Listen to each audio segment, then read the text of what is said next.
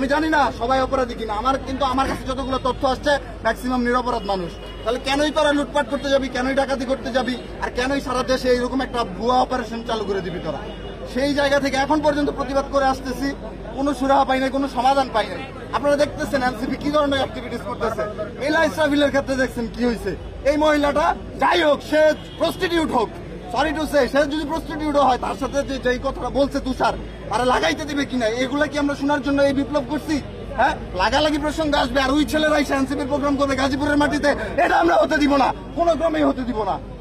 এখন আপনারা বলেন, কোনো প্রশ্ন থাকলে আমি উত্তর দিব, আমি চলে যাবো, আমি ওদের প্রোগ্রামে আসিনি, আমি জাস্ট এইখানে প্রতিবাদ জানাইতে আসছি। আপনি যেটা বলেন যে গাজীপুরের মাটিতে আপনারা এনসিপির প্রোগ্রাম হতে দিবেন না, এই ব্যাপারে না হতে দিব না বলতে, এখন দেখেন এটা পুরো 7,000 পুলিশ প্রোটোকল নিয়ে আসছে, এরকম দল তো আমরা চাই নাই। আমাদের জনগণ প্রোটোকল দিবে, জনগণ আমাদের ঢাল হয়ে দাঁড়াবে এখানে।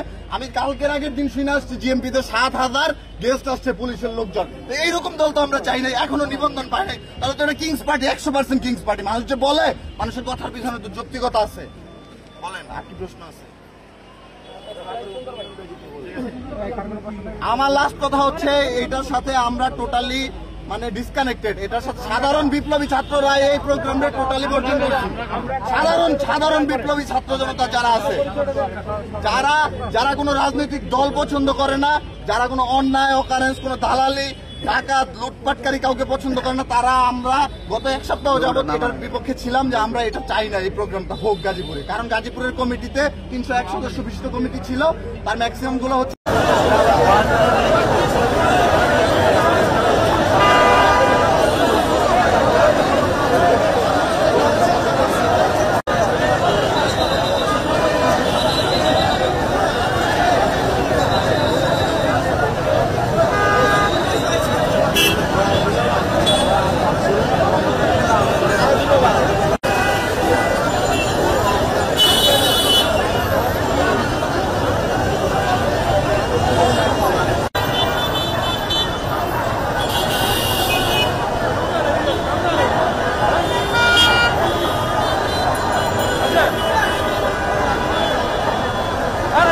done.